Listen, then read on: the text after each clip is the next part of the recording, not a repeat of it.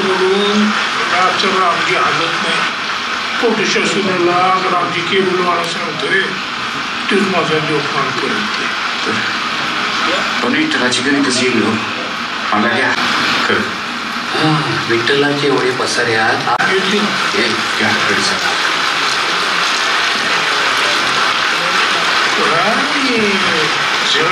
कमी होईल बघा कुणी सोडायला तयार नसतं काही सोडायला. आणि आजच फिल्म अँड टेलिव्हिजन इन्स्टिट्यूट बरोबर आपले काही करार झालेले आहेत. त्याच्यानुसार फिल्म अँड टेलिव्हिजन इन्स्टिट्यूटचे जे वेगवेगळे कोर्सेस आहेत ते करण्यासाठी आता पुण्याला जायची गरज नाही. तुम्ही MGM फिल्म आर्ट्समध्ये ते कोर्सेस करू शकता. पहिला फिल्म ॲप्रिसिएशनचा कोर्स आहे जो 29 मार्चला सुरू होणार आहे. काही दिवसात त्याची रीतसर आमच्या माझा आवाजच खराब झाला आहे त्यामुळे माईकचा प्रॉब्लेम नाही. 5 दिवसांचा कोर्स आहे फिल्म ॲप्रिसिएशनचा. 29 मार्चला सुरू होईल. काही दिवसानंतर आमच्या फेसबुक पेजवरती MGM फिल्म आर्ट्स या फेसबुक पेजवरती त्याची अनाऊन्समेंट होईल किंवा तुम्ही डिपार्टमेंटला एक आठवडाभरात येऊन त्याच्यासाठी नोंदणीची प्रक्रिया तुम्ही जाणून घेऊ शकता. त्याच्यानंतर खूप इंटरेस्टिंग कोर्स FTIने सुरू केलेला आहे. तो आहे स्मार्टफोन जर्नलिझम कोर्स.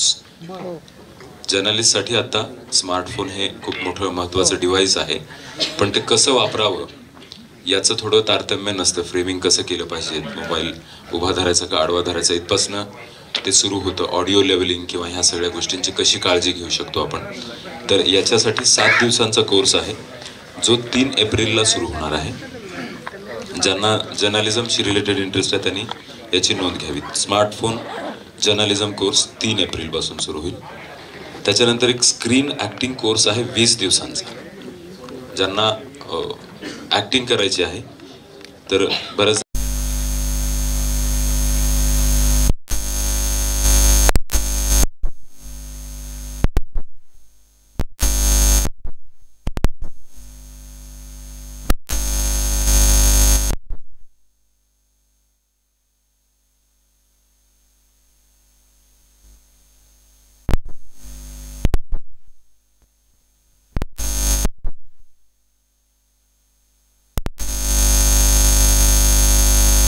नरेट करतो. तसं व्हिज्युअल स्टोरी टेलिंग काय आहे हा 7 दिवसांचा कोर्स आहे. तो 3 मेला तो सुरू होते. आणि त्याच्यानंतर एस्पेशली जे शॉर्ट फिल्म्स वगैरे जे लोक बनवतात किंवा आमची का सिलेक्ट झाली नाही असे ज्यांचे प्रश्न होते, डिजिटल फिल्म प्रोडक्शन कोर्स असा एक 40 दिवसांचा कोर्स आहे. तो मला वाटतं साधारणतः तुमच्या परीक्षा झाल्यानंतर ची वेळ असल्यामुळे तुम्ही जास्तीत जास्त लोक तो कोर्स करू शकता. तो 10 मेला सुरू होणार आणि 25 जूनला तो संपणार आहे. तर ही मी तुम्हाला थोडीशी आधीच सूचना दिली इथे जास्तीत जास्त विद्यार्थी यंगस्टर्स दिसतात म्हणून. याची उद्याच्या मुख्य कार्यक्रमामध्ये रीतसर अनाऊन्समेंट होणार आहे. त्याच्यामुळं उद्यापर्यंत हे तुम्ही तुमच्या फेसबुकवर वगैरे टाकू नका. तर सगळ्यांनी याची नोंद घ्या. आणि ह्या सगळ्या कोर्सेससाठी 2478-908 असा नंबर आहे. 2478-908 किंवा गुगलवरती सर्च केला असतं MGM फिल्म आर्ट्स तरी तुम्हाला त्याचा पत्ता आणि कॉन्टॅक्ट नंबर सापडतील. तिथे फोन करून येणाऱ्या आठवड्यामध्ये किंवा प्रत्यक्ष तिथे भेटून तुम्हाला या सगळ्या कोर्सेसची माहिती घेता येईल. या सगळ्या कोर्सेसमध्ये फिल्म आर्ट्सचं जे सगळं इन्फ्रास्ट्रक्चर आहे त्याच्यासोबतच तुम्हाला हा सगळा कोर्स करायचा आहे, ज्याच्यामध्ये 30% थिअरी आणि 70% प्रॅक्टिकल असं त्या सगळ्या कोर्सेसचं मॉड्यूल आहे. थँक्यू.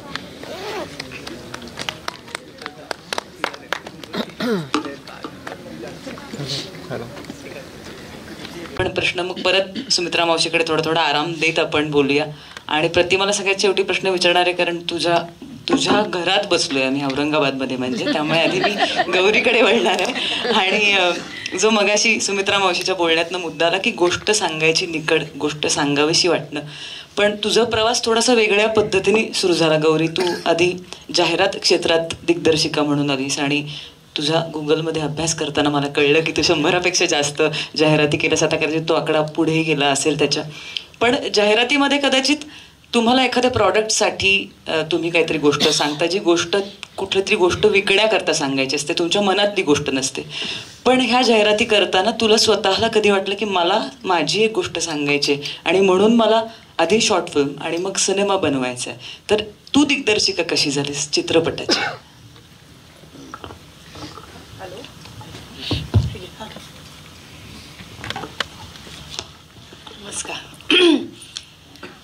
मी बरंच बोलल्यामुळे मी आता त्याच ह्याच्यात आहे. म्हटलं बरेच आपले आन्सर्स त्यांनी दिलेले आहेत. जे जे तुला वाटेल, निवांत वाटेल, गप्पा माराव्याशी. मी थोडं इंग्लिश मराठी इंग्लिश मराठी आहेतच बोलणार आहे. मीच म्हणजे तो माझी पण लँग्वेज तशीच झालेली, भाषेची अटच नाहीये इथे. सगळे प्रेक्षक सर्व भाषा जाणतात आणि आणि चित्रपटाचा प्रेक्षक असल्यामुळे आणि इंटरनॅशनल फेस्टिवल असल्यामुळे परदेशातल्या भाषा जाणणारे प्रेक्षक आहेत. त्यामुळे भावना महत्वाच्या आहेत, त्यामुळे तू बोल बिंदास्त, व्यक्त हो. तर माझी जर्नी मलाही ऍक्च्युली सेम आहे. म्हटलं मी डिट्टो असंच करणार होते ते जेव्हा बोलत होत्या, की मलाही अजिबात हे काय आपण महाराष्ट्रीयन लोकांचं आहे का, की आपण पहिल्यापासून हा विचार येतच नाही की असं तिथे पोचायचं, ते आधीपासून वाटतच नाही. पण मलाही अजिबात हे नव्हतं. खरी ऍक्च्युली नाटक was more watched bye my family. आम्ही म्हणजे आई वडील चांगल्या नाटकांना जायचे, तर पिक्चर असा फारच कमी, जे काय सॅटर्डे संडेला टी व्हीवर यायचे ते बघायचे. तर पिक्चर ह्या एरियामध्ये अजिबात काही, मला वाटलं लिटरेचर हे असं काहीतरी करीन मी, किंवा बिझनेस, काय मला त्याचा अर्थ माहीत नव्हता, पण मी बिझनेस वुमन होईल तेवढं मी काहीतरी बनणार आहे. पण असं करत करत मला ॲडव्हर्टायझिंगमध्ये इंटरेस्ट आला. ॲक्च्युली वडिलांनीच मला इंट्रोड्यूस केलं ॲडव्हर्टायझिंगमध्ये, कारण मला 12वी नंतर मी म्हटलं की मला काहीतरी काम करायचं आहे, नुसतं हे सुट्ट्या घेऊन. आणि तर म्हटलं मी असा बर्गर जॉईंटमध्ये वगैरे, ते म्हटलं थांब त्याच्यापेक्षा मी तुला काहीतरी एक ॲडव्हर्टायझिंगशी वगैरे ओळखून तू इंटर्नशिप वगैरे कर. तसा माझा तो इंट्रोडक्शन झाला आणि ॲडव्हर्टायझिंगमध्ये आले. नाव ॲडव्हर्टायझिंग वॉज रायटिंग ॲक्च्युली. तर आणि MA लिटरेचर केल्यामुळे मी ते करत होते. अँड देन स्लोली माझा इंटरेस्ट ॲड फिल्म्स आणि बाकीच्या डिरेक्टर्सना बघता बघता मला इंटरेस्ट आला की अरे just to express short stories even if they 30 second or 60 I would like to do this. तर मग मी कोर्स केला ॲक्च्युली न्यूयॉर्कला जाऊन शॉर्ट, आणि तिथे मी पहिली माझी शॉर्ट फिल्म बनवली. तर ती जेव्हा त्याच्यामुळे मला कळलं की I can write a story and I can make it. तर तो कॉन्फिडन्स नव्हता तोपर्यंत. तर आणि मग ती जेव्हा फेस्टिवलमध्ये गेली, बर्लिन इंटरनॅशनल फेस्टिवल वगैरे, तेव्हा मी म्हटलं अरे वा आय कॅन डू समथिंग. आणि ती ॲक्च्युली माझी शोरील झाली ॲडव्हर्टायझिंगसाठी. बेस्ड ऑन दॅट मला ॲड फिल्म्स मिळत गेल्या डिरेक्शनसाठी. तरी पण मला फीचर फिल्म बनवायची आहे असं अगदी ठोस माहिती नव्हती. पण वाटायला लागलं थोडं की करायला पाहिजे. पण जोपर्यंत माझ्याकडे असा सब्जेक्ट नाही की मनापासून वाटेल की 2 वर्ष माझी ह्याच्यात मी घालवीन, तोपर्यंत मला करायचं. असं काही प्रेशर नव्हतं. लोक म्हणायची की अरे तू का नाही करत, आता नवऱ्याने केली फिल्म, तू पण फिल्म मेकरच आहेस तर येतेस. तर जोपर्यंत हा सब्जेक्ट चांगला, मी पण बराच वेळ लागला फर्स्ट फिल्म बनवायला तिथे पोचायला. आणि मग जेव्हा ही इंग्लिशची आयडिया आली तेव्हा असं मला मनापासून वाटलं की नाही हे काहीतरी आहे आणि हे मला करावंसं वाटतं. तर तेव्हा सुपर झाली. पण जी काही तू केलीस वेळ घेऊन ती इतकी सुंदर केलीस. आणि तुझ्या इंटरव्ह्यूमध्ये मी वाचलं होतं की ती तुझ्या आईवरनं इन्स्पायर होऊन तू केलीस. तर नक्की काय होतं ते, म्हणजे काय त्यातलं काय असं वाटत होतं? कारण आपल्या आजूबाजूचं जग आपण बघतच असतो, पण नेमकं कधी वाटतं की हा सिनेमा आहे, म्हणजे हे सगळ्यांना हे काय त्यातलं रिलेटिबिलिटी असते, काय इमोशन असतं, काय तुझ्यासाठी काय येते की जे मला शेअर करावं असं वाटतं सिनेमातलं? मला ॲक्च्युली लाईफमध्येच इंटरेस्ट आहे. जे म्हणजे असं जे काय आपण जाणवतो, एक्सपिरियन्स करतो, जे काय लोकांमध्ये बघतो, रिलेशनशिप्स बघतो, त्याच्यामध्ये मला फार उत्सुकता वाटते. आणि हे पण म्हणजे अगदी इंग्लिश हा जे मीडियम होतं to tell the story through, that was not the first thing. मला अशी एक मिडल एज्ड बाई जी फार अशी थोडी अडकल्यासारखी, थोडी फ्री होण्याच्या म्हणजे ती ॲम्बिशन ती अशी समोर आली होती. म्हटलं हे आता मी या बाईची स्टोरी कशी सांगू. आणि somehow I don't know what, आता तो एक्झॅक्ट प्रोसेस आणि कोणालाही तसं सांगता नाही येणार आणि कसं होतं एक्झॅक्टली त्याचं ते ABCD नसतं. पण आणि आईचा होताच एक डेफिनेटली इन्स्पिरेशन, पण मला वाटलं अशा बऱ्याच आहेत. माझे आई *100 असे आहेत इंडिया, आणि म्हणजे आपले शेजारचे आपल्या फ्रेंड्सच्या आया, हे it's a common story, it's a real thing. पण जे पर्सनली आपण एक्सपिरियन्स करतो ते मला वाटतं जास्ती ऑनेस्टली सांगितलं तर ते रिअल वाटतं. जर आता मला हे रिअल वाटतंय, मी याच्यात बिलीव्ह करते, तर मग 100 लोक त्याच्यात बिलीव्ह करतील. त्याच्यात एक ऑनेस्टी पाहिजे. तर तिच्यामुळे thanks to her and not knowing English, मी not knowing so much Marathi, so it worked out. पण खरंच सुंदर, तू जे म्हणतेस की जे तुला आजपर्यंत भेटलं ते खरंच प्रेक्षकांपर्यंत पोचलं. कारण मी पुण्यात बघितलं त्याचं प्रीमियर, आणि पुणं तर असं मराठी बोललं जाणारं खूप मोठा पसारा आहे तिकडे, मराठीच बोलतात तिकडे मॅक्सिमम वेळेला, किंवा औरंगाबादमध्ये मराठी खूप बोललं जातं, नाशिकमध्ये बोललं जातं. तिकडे बसून ती फिल्म बघणं आणि तिकडे प्रेक्षकांना वाटणं की माझी गोष्ट चालली आहे, हे बघणं खरंच अनुभवणं खूप छान होतं. आणि खरंच तू म्हणतेस तसं ते आलं त्यातनं बाहेर.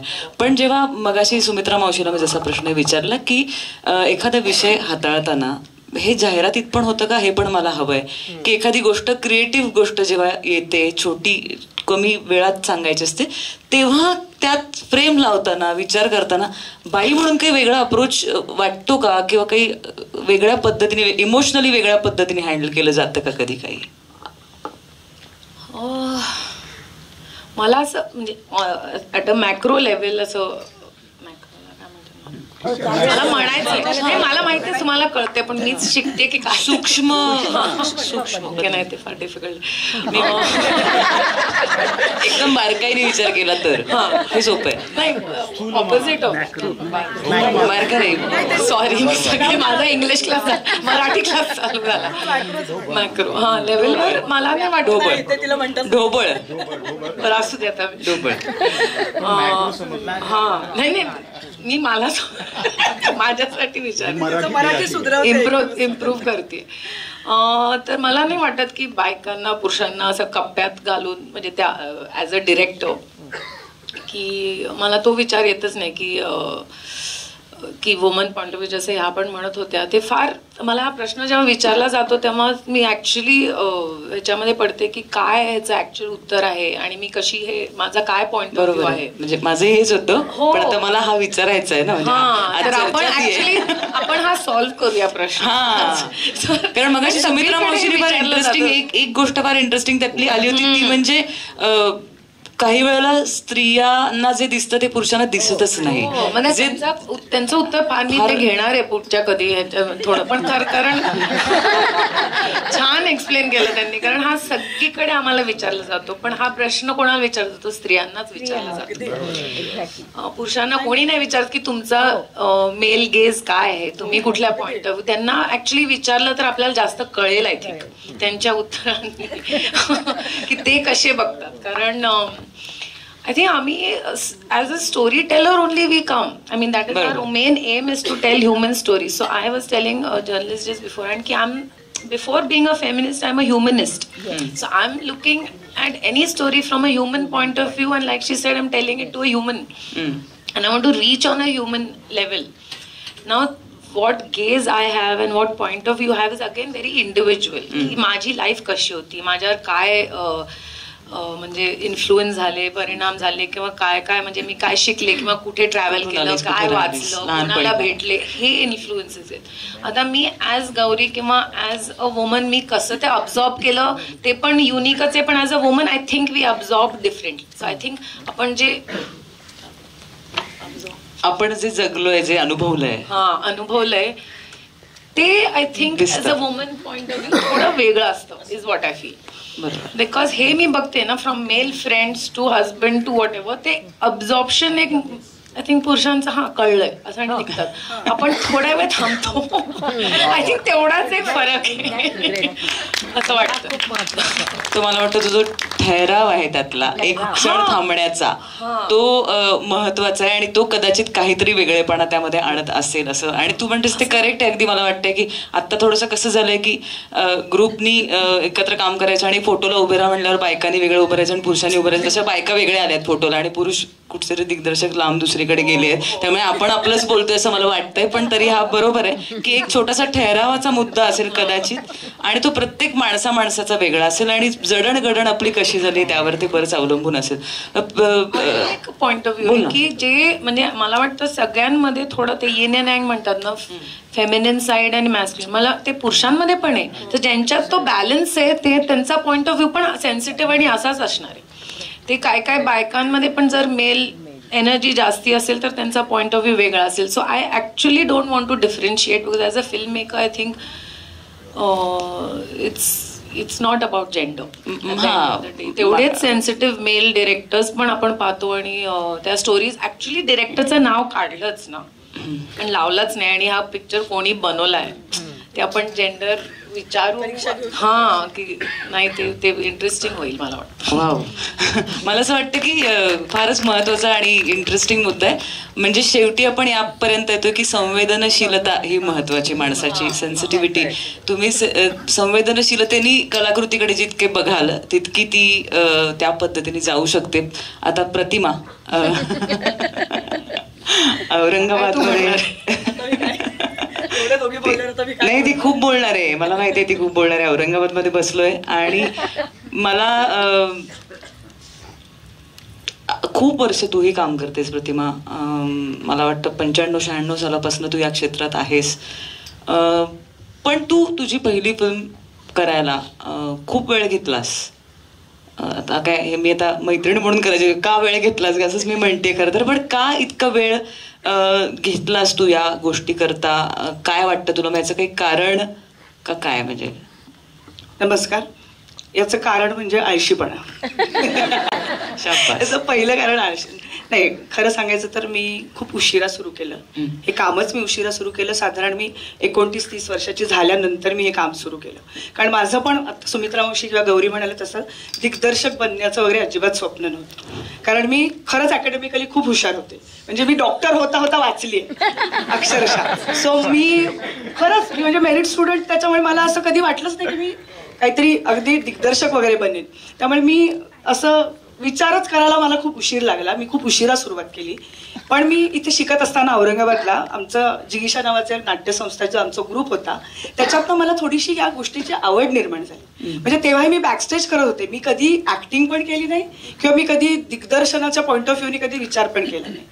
मी आवड म्हणून त्यात काम करत होते. पण मला व्हायचं होतं डॉक्टरच. पण ते हुकलं. थोडेसे कमी मार्क मिळाले. त्याच्यामुळे मग मी म्हटलं चला आता काय, मग ड्रॅमॅटिक्सचा कोर्स केला. ड्रॅमॅटिक्सचा कोर्स केल्यानंतर मग त्याच्यात हळूहळू आवड निर्माण झाली. आणि मग मुंबईला गेल्यानंतर म्हणजे आता मी आता इथे चंदू बसलेला आहे, चंद्रकांत कुलकर्णी, तर त्यांनी मला अमोल पालेकरांकडे कशासाठी नाव सुचवलं असेल. अमोल पालेकरांनी बनगरवाडी नावाचा सिनेमा केला. त्यात चंदू काम करत होता आणि ते म्हणाले सुवाच्य अक्षरात स्क्रिप्ट लिहिणारी कुणी मुलगी आहे का. त्यांना काहीच म्हणजे नव्हतं. त्यांचं म्हणणं होतं जी थोडी रिकामी पण आहे आणि तिला सुवाच्य अक्षरामध्ये स्क्रिप्ट लिहिता येतं का. तर ह्याला माहित होतं की माझं सुवाच्य अक्षर आहे. त्याच्यामुळे तो मला जाऊन तर बघू नंतर. आणि मी गेले आणि मी खरंच बनगरवाडीचं सुवाच्य अक्षरात स्क्रिप्ट लिहून दिलं त्यांना. तर ते लिहिता लिहिता माहित नाही त्यांना काय वाटलं. मला त्यांनी विचारलं असिस्ट करशील का मला. कारण की अनेक दिग्दर्शकांचं असं म्हणणं आहे की स्त्रिया असिस्टंट म्हणून असल्या तर टीममध्ये एफिशियन्सी असते. आणि हे ते पालेकर सातत्याने सांगायचे. कारण त्यांच्याकडे आम्ही 4 बायका होतो असिस्टंट. त्याच्यामुळे ते सातत्याने सांगायचे की स्त्रिया असल्या तर मला खूप त्यांच्यावर अवलंबून राहता येतं. एकदा सांगितलं तर मला परत त्यांना सांगायला लागत नाही की हे करा असं. सो तिथून माझा प्रवास सुरू झाला. सो त्यांच्याबरोबर मी 3 सिनेमे केले. मग नंतर मी चंदू बरोबर तर मी 10 सिनेमांना त्याच्या असोसिएट डिरेक्टर म्हणून काम केलं. हे करता करताना मला हळूहळू असं लक्षात आलं की आता मला माझी पण गोष्ट सांगायची इच्छा निर्माण झाली आहे, ज्याला 20 वर्ष लागली. म्हणजे फारच वेळ घेतला मी सांगायला. तर असं करता करता मला ती निर्माण झाली इच्छा की आता आपण आपली गोष्ट सांगूया. आणि म्हणून 2 वर्षापूर्वी माझी पहिली फिल्म आली. अप्रतिम. मला आपण तू बोललेल्या विषयांकडे यायचंच आहे. पण आपण इथे बसलो आहोत आणि तू अनेक जणांचे उल्लेख करतेस तर मला तुला असा स्पेसिफिकली प्रश्न विचारायचा की आपली पाळंमुळं जिथे रुजलेली असतात, आपण जिथनं येतो, जिथे आपण लहानाचे मोठे होतो सांस्कृतिकदृष्ट्या, त्या गोष्टीचं किती कॉन्ट्रीब्युशन असतं. औरंगाबादमध्ये तू आहेस तर इथून तू मुंबईत गेलीस, तिचा पुढचा प्रवास तू सांगितलास, पण इकडून काही घेऊन गेलीस का? याचं काही घडलं का? काही छान, एकदम मस्त प्रश्न आहे. कारण औरंगाबादनी मला खरंच खूप दिलंय. कारण औरंगाबादमध्येच आपण म्हणतो ना की फॉर्मेटिव्ह एजमध्ये आपण जिथे असतो, ज्या वातावरणामध्ये आपण वाढतो, त्या वातावरणाचा आपल्यावरती कळत नकळत परिणाम होतच असतो. आणि मी जेव्हा कॉलेजमध्ये शिकत होते तेव्हा आता औरंगाबाद हे अतिशय सामाजिक आणि सांस्कृतिक चळवळीचं केंद्र होतं. अनेक चळवळी तेव्हा स्त्रीमुक्ती चळवळ चालू होती. युक्रांची, आमच्या आधीच्या पिढीने युक्रांची चळवळ अनुभवलेली आहे. मराठवाडा नामांतरची चळवळ. तर सामाजिक आणि सांस्कृतिक असे दोन्ही अप्रत्यक्षरित्या आमच्यावरती काहीतरी संस्कार होत होते, जे तेव्हा नव्हते कळत मला कदाचित की काय मी त्यातलं घेतलं असेल. पण 83 साली असं झालं की मी 11वीत होते तेव्हा अनघा संजीव म्हणून इथे जे आहेत त्यांनी स्त्रीमुक्ती चळवळ अशी गावागावांमध्ये तेव्हा शिरली होती. म्हणजे सगळीकडे तर देशात सुरू झाली होती पण शहरांमध्ये जायला लागली होती. तर त्यांनी सांगितलं होतं की 8 मार्चसाठी एक एकांकिका तुम्ही करू शकाल का? सो प्रशांत दळवी आमचा जो जिगीषाचा आमचा जो मुख्य प्रमुख आम्ही म्हणतो ज्याला, त्यांनी स्त्री नावाची एकांकिका लिहिली आणि चंदुरी ती दिग्दर्शित केली आणि आम्ही 11 मुली त्याच्यात काम करायचो. त्यातली नीता पनसरे बसली आहे समोर. तर आम्ही 11 जणी काम करायचो. ज्या काळामध्ये 3 किंवा 4 मुली नाटकासाठी काम करायला मिळणं अवघड जायचं, त्यावेळी आम्ही एकांकिकात 11 मुली काम करायचो. आणि एकांकिकाचे किती प्रयोग होऊ शकतात मुक्ता? 1, 2, 4, 5 आम्ही त्यावेळी त्याचे 125 प्रयोग केले. आम्ही सगळ्या महाराष्ट्रात त्याचे प्रयोग केले. आम्ही पश्चिम महाराष्ट्र, आम्ही पुणे, आम्ही खानदेश आणि आम्ही स्त्रीमुक्ती यात्रा जी होती त्यावेळी 1985 साली निघालेली, त्यात आम्ही सहभागी झालो होतो. सो अशा अनेक गोष्टींचं मला इथे औरंगाबादमध्ये म्हणजे नकळत आपण म्हणतो ना. म्हणजे आता बाबा दळवी सांगेन मी की जे आमचे सगळ्यांचेच बाबा होते, लोकमतचे संपादक प्रशांत आणि अजयदादाचे वडील. तर ह्यांच्याकडनं मला असं लक्षात आलं की म्हणजे आमचा प्रवास झाला त्यांच्या प्रभावाखाली. आस्तिकतेकडनं नास्तिकतेकडे प्रवास झाला. विज्ञानवादी दृष्टिकोन म्हणजे काय हे कळलं, रॅशनलिझम म्हणजे काय हे कळलं. तर ह्याचा असं लक्षात आलं की ह्याचा काहीतरी कलाकृतीत नंतर परिणाम होईल. आणि मला इतकी गंमत वाटते, आता जेव्हा आम्ही दोघी पुण्यात रिलीज झाला तेव्हा विद्युत भागवत ज्या आहेत लेखिका आणि समीक्षक, त्यांनी मला सांगितलं की तुझा सिनेमा बघितला मी आम्ही दोघी, तेव्हा मला सगळ्यात जास्त काय आवडलं असेल तर गौरी देशपांडेचा रॅशनलिझम तू पडद्यावर अतिशय उत्तमपणे मांडलास. रॅशनलिझम पडद्यावर मांडणं इतकी अवघड गोष्ट आहे. तर माझ्या लक्षात आलं, म्हणजे मला माहित नव्हतं की मी हे मांडतीये, पण तो असा एक परिणाम होत गेला ना सारखा. तर मला मागच्या वेळी पण मी म्हणाले होते की घरी आपल्याला आई वडील संस्कार करतात, शाळेत आणि कॉलेजात प्राध्यापक शिक्षक संस्कार करतात, तर माझ्यावर सामाजिक आणि सांस्कृतिक संस्कार जे ते औरंगाबाद आणि जिगीषांनी केलेले. सो मी त्याचं बाय प्रॉडक्ट आहे असं मानते. सुंदर. मग अशी बोलता बोलता सुमित्रा मावशींनी उल्लेख केला होता समजण्याचा, किंवा आता प्रतिमा म्हणाली की मुली असिस्टंट असतात तेव्हा डिसिप्लिन असतो. तर मी प्रतिमाची जी फिल्म आहे आम्ही दोघी, त्यामध्ये मी काम केलं आणि मी इतर दिग्दर्शकांकडे काम केलं. तर मी डेफिनेटली एक गमतीचा भाग असला तरी सुद्धा मी नक्की सांगेन की ती आणि तिची असोसिएट दोघी मुली होत्या. अत्यंत शिस्तीचं युनिट होतं आणि लंच ब्रेक वेळेत व्हायचा. सगळ्यात महत्वाचं मला असं वाटतं की मल्टीटास्किंग हा जो बाईचा महत्वाचा गुण आहे. म्हणजे माफ करा मित्रांनो, असं कुठच्याही प्रकारचं इथे स्त्री पुरुष आंदोलन छेडत नाहीये मी की मल्टीटास्किंग. ते पुन्हा तेच आहे की माणसावर ते अवलंबून असतं किती शिस्तीचं आहे. पण तरी सुद्धा इतक्या ठिकाणी काम केल्यानंतर मला पहिल्यांदा असं झालं की एक वाजल्यापासून प्रतिमा झाला अर्धाच तास हा झाला की जेवूचे आपण. 1:30 वाजायच्या 1 मिनिटं इकडे नाही 1 मिनिटं तिकडे नाही, 1:30 वाजता लंच ब्रेक होणार म्हणजे होणार. वेळेत जेवण संपून मी वेळेत 5 मिनिटं टंगळमंगळ करून पुढचं सीन लागायचं आणि वेळेत पॅकअप व्हायचं. तर मला असं वाटतं की बायका जेव्हा हातात सूत्र घेतात तेव्हा त्यांच्या शिस्तीचा, त्यांच्या नेटकेपणाचा खूप फायदा होतो नकळत. तर सुमित्रा मावशी विषयी पण मी ऐकलंय, तिचे सिनेमे बघताना पण जाणवतं बारकाई जी आहे कामातली.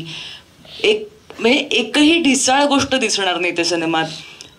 कॉस्ट्युम असेल, एखादं कुंकू असेल एखाद्या कॅरेक्टरचं, बसणं असेल, उठणं असेल, भाकरी थापणं असेल एखाद्याचं, चारा घालणं असेल, हत्तीला अंजारणं गोंजारणं असेल त्यात इतके बारकावे शोधले जातात. तर मावशी तुझी कामाची पद्धत कशी आहे हा अजून मला प्रश्न विचारायला लागतोय, कारण अजून तिने मला काम करू दिलेलं नाही तिच्याकडे. आणि मला संयोजकाने सांगितलं होतं की हा प्रश्न विचारायचा नाहीये तू की मला कधी काम देणार, पण तरी आता मी विचारून घेते कारण हातात माईक असल्यावर कोणी काही बोलू शकतं तर अडवू नाही शकत मला. पण मावशी तुझ्या कामाची पद्धत आणि तुझ्या अनेक असिस्टंटशी बोलल्यानंतर तुझ्या डिटेलिंग विषयी खूप ऐकलं, तर तू काय पद्धतीने काम करतेस नेमकं जे इतकं भिडतं?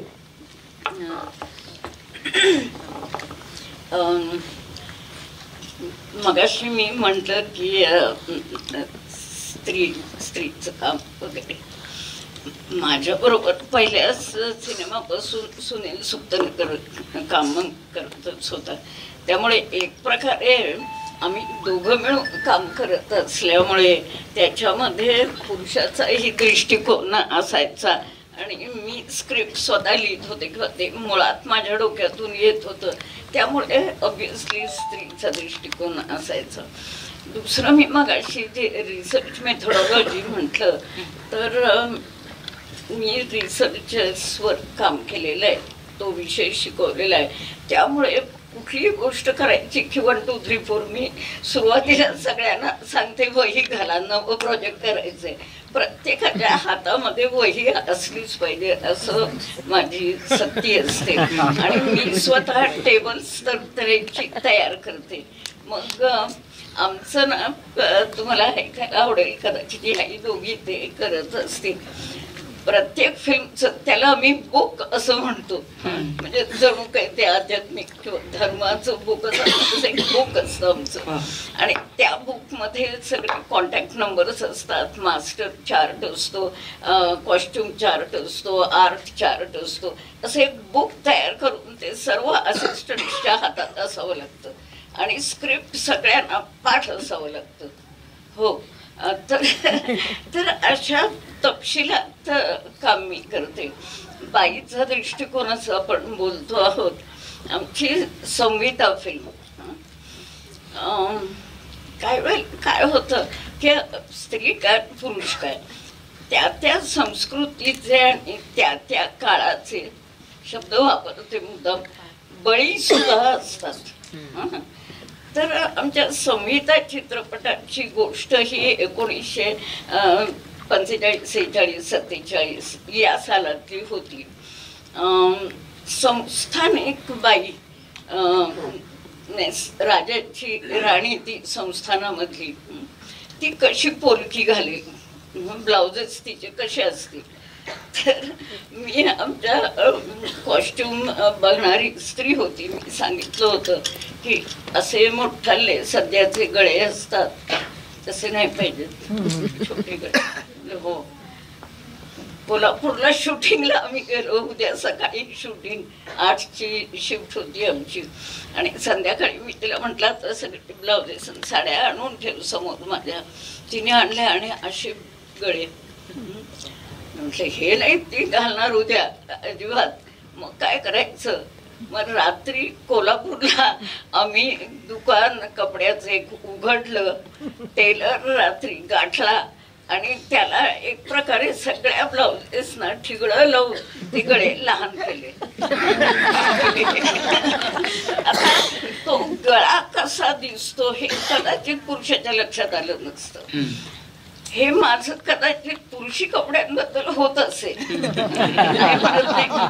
पण सांस्कृतिक तपशील म्हणजे मी सतत म्हणत असते की आपल्या समाजाचा दस्तावेज येतो आणि तो समाजाचा इतिहास तयार होतो.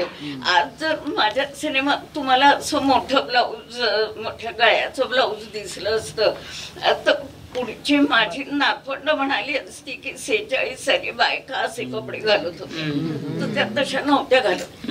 मग त्या काळात जे होतं ते आपण चोखपणे प्रामाणिकपणे उभं केलं पाहिजे, कारण ती फिल्म मेकर म्हणून माझी जबाबदारी आहे असं मला वाटतं. प्रामाणिकपणा त्यामुळे सांस्कृतिक तपशिलांचा अभ्यास ही गोष्ट मला खूप महत्वाची वाटते. आम्ही धनगरांची फिल्म केली आहे बाधा नावाची. तर स्क्रिप्ट लिहिल्यानंतर ते स्क्रिप्ट घेऊन धनगरांकडे मी गेले, त्यांना बसवलं. आता ते सगळे अशिक्षित बायका होत्या, तरीही त्या सगळ्यांना बसवलं, बायका पुरुष सगळे, आणि त्यांना वाचून दाखवलं स्क्रिप्ट की यातली भाषा तुम्हाला पटतीये ना, यात जे घडतंय ते पटतंय ना, धनगर असे वागतील ना, हे केलं. त्यानंतर आम्ही त्या बायकांच्या पद्धतीच्या साड्या विकत घेतल्या आणि त्या कोऱ्या साड्या त्यांना 2 महिने वापरायला दिल्या की तुम्ही वापरा या साड्या, मग आमच्या ऍक्टर्स नेसतील. तर हे जे काही ही एक कामाची पद्धत आहे आणि या पद्धतीमध्ये एक एकात्मता आहे, इंटिग्रेटेड असा अप्रोच असतो माझा. आणि त्यामुळे सगळ्या सहकार्यांना एक आनंदाची एक्साइटमेंट असते की अरे आता आपण हे करतो आहोत की मजा येते. फारच टीमवर्क हे खरंच सिनेमात नेहमीच कुठच्याही कलाकृतीत खरं तर महत्त्वाचं असतं, पण सिनेमामध्ये ते खूप महत्त्वाचं असतं. पण मी तर वेगळा गौरीला आणि प्रतिमाला पण प्रश्न विचारणार या संदर्भातला, पण थोडासा वेगळा. म्हणजे पुन्हा तू हे म्हणू नकोस की स्त्री आणि पुरुष असं तू म्हणतेस सारखं, पण तरीसुद्धा एक किस्सा सांगते, त्यावरनं मग तुला कळेल की हा प्रश्न काय आहे. की माझ्याकडे काही दिवसांपूर्वी एक ड्रायव्हर दादा आले होते नोकरीला, आणि गावी शेतीबीती होती, पण शहरात नोकरी करायची म्हणून ते शेतीबीती सोडून एक छान रुबाबदार व्यक्तिमत्व ते आले होते. आणि ते ड्रायव्हर उत्तम होते, त्यामुळे माझ्याकडे त्यांना मी ठेवलं चालक म्हणून. पण त्यांना ते समहाऊ मुलीकडनं ऑर्डर्स घेणं हे त्यांच्या सिस्टीममध्ये नव्हतं. त्यांचा काही दोष होता का काय माहित नाही. जसं ही मगाशी म्हणाली की जिथे वाढलाय माणूस तिथला तो असतो. मी 2 दिवस माझा भाऊ माझ्याकडे राहायला आला तेव्हा एकदा माझ्याला, हा दादा कुठे घ्यायची गाडीवर, तर तो म्हणला मी मुंबईचा नाही, तुम्ही ताईला विचारा, ताईंची गाडी आहे, मी पाहुणा आलोय. तर त्यांना ते असं समाव दादा सांगतील, हा काय सांगणार असं त्यांना होतं. बरं पगार मी देणार होते, मुद्दा पगाराचा नाही आहे, पण हा जो रोजच्या जगण्यातला कधी कधी आपला झगडा असतो, त्याला असा स्त्री म्हणत नाही मी, पण संस्कृतीचा भाग असतो. तर युनिट हँडल करताना खूप माणसं आपल्या हाताखाली असतात आणि कोण कुठल्या घरातनं आलंय हे काही आपण ठरवू नाही शकत. आपण पुण्या मुंबईत शहरांमध्ये कामं करतो तेव्हा ते काही आपल्याला फार जाणवत नाही, पण कधी कधी अख्खं युनिट घेऊन कधीतरी आपण दुसऱ्या गावांमध्ये जातो आणि तेव्हा हे युनिट हँडल करताना कधी काही वेगळे अनुभव आले का दिग्दर्शिका म्हणून, असं याची उत्सुकता. ड्रायव्हरचाच अनुभव आहे. तर आज रेकीलाच जाताना, म्हणजे रेकीला जाताना मी आणि माझे DOP जो लक्ष्मण उटेकर माहिती असेल तर, तो असा उंच आणि असं कोणालाही वाटेल की ह्याच्याकडनं ऑर्डर घ्यायला पाहिजे असं तो दिसतो. हा, तो त्याचे म्हणजे नक्कली छान करतो. तर त्याच्याबरोबर जर गेलं आणि आणि बाई तर ते त्याच्याकडेच बघणार की काय सांगणार आहेत. सांगणार तर मी आहे, पण जो असा दिसतोय, जो असा म्हणजे जो पण डॉमिनेटिंग बॉडी लँग्वेज आहे किंवा पुरुष आहे त्याच्याकडेच बघणार. So that does become a problem, and that is the truth, and that is about again culture and where you're from and how you brought up. की पुरुषच डिसाइड करतात, त्यांना सगळं माहिती आहे आणि तुम्ही असाल डिरेक्टर किंवा काय, पण हे पण तुम्हाला काहीतरी महत्वाचेच दिसत आहेत तर त्यांच्याकडे बघू. तर ते एक होतं, पण मग ते एक हळू somehow you have to manage and keep doing it till they realize की आत्ताच परवा हे फगेट सिनेमा एक इलेक्ट्रिशियनशी मला म्हणजे काहीतरी ब्रीफ करायचं होतं आणि तो माझ्याकडे बघतच नव्हता. तर तो तरी त्या कॉन्ट्रॅक्टकडे बघतो, म्हणला अरे हे माझं घर आहे, मला सांगायचं वायरिंग काय करताना, हा बघत कसा नाही. मग मी काय म्हणजे मी आय थिंक स्वतःचं जस्ट बॉडी लँग्वेज ताट केली आणि थोडं स्ट्रिक्टली म्हणलं मला हे नाही आवडत आहे तुम्ही. मग तो त्यापासून हो ओके ओके मॅडम. म्हणजे काहीतरी एक ट्रिक्स करायला लागतात आणि कॉन्स्टंटली आपण हे ट्रिक्स करत राहतो ते थोडं एक्झॉस्टिंग पण होऊ शकतं, स्पेशली कामामध्ये आणि पर्सनल लाईफमध्येही हे होत राहतं.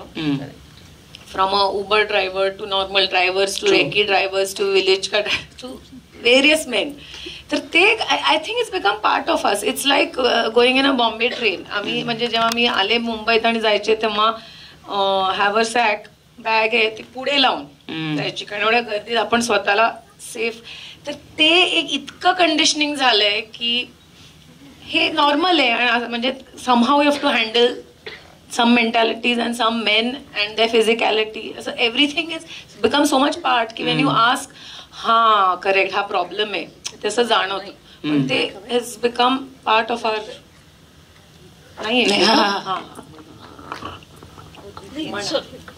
नाही तुम्ही काय sir that's a given. It's sad पण आहे. मावशीला बोलायचं याबद्दल. बोलायचं म्हणजे इतकं मला पटतंय हे. म्हणजे आता मी तर या वयात आलेली आहे, तर सतत हा अनुभव येतो की माझे असिस्टंट्स मुलगे असले आणि ते खूप लहान नवे या क्षेत्रात असले तरीही अनेकदा टेक्निकल लोकांना त्यांच्याशी बोलावं माझ्याशी बोलण्यापेक्षा असं वाटत असतं. मग मला ते प्रत्येक वेळेला have to put my foot down आणि म्हणावं लागतं की नो मला सांगा, कारण मला ते हँडल करायचं आहे शेवटपर्यंत. तर हा प्रश्न येतो सगळ्या स्त्रियांच्या बाबतीत येतो. मला एक छोटासा अनुभव कायम माझ्या डोक्यात राहून गेला. आम्ही फ्रान्समधल्या एका फेस्टिवलमध्ये आमची फिल्म दाखवत होतो आणि मी आणि सुनील असे दोघं बरोबर होतो. फ्रेंच डिरेक्टर आमच्याकडे आला आणि तो म्हणाला, you have directed the film. म्हटलं yes, both of us are the directors. Who wrote the script? मी लिहिलं script. Oh so you are a script writer and he is a director. No, I am also director. तर हे तुम्हाला पटकन पुरुषांना पटतच नाही की ही बाई डिरेक्ट करते आहे. आणि त्यामुळे बाईचे डबल एनर्जी जाते सारखी पुरुषापेक्षा. पुरुषाला ज्या गोष्टी सहज मिळतात त्या मिळत नाहीत, तुम्हाला त्या मिळवाव्या लागतात. तो फार हुशार नसेल तरी त्याला मिळतात. आणि तुम्हाला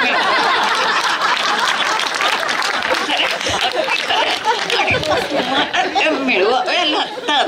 हा ताण खूप असतो ऍक्च्युली.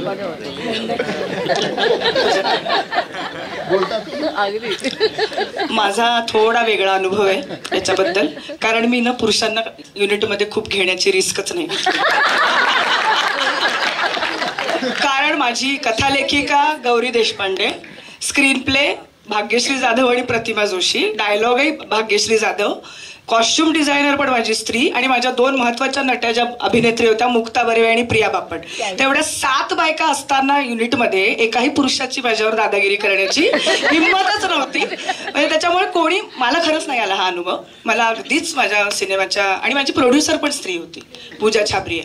सो असा अगदी आपण असं नाही, मी असं नाही म्हणणार की कुणाला त्रास होत नसेल, पण मला माझ्या युनिटमध्ये असं एकाही पुरुषांनी कधी असं झालं नाही की माझं ऐकलं नाही किंवा माझ्याकडे फायनल डिसिजनसाठी तो आला नाही.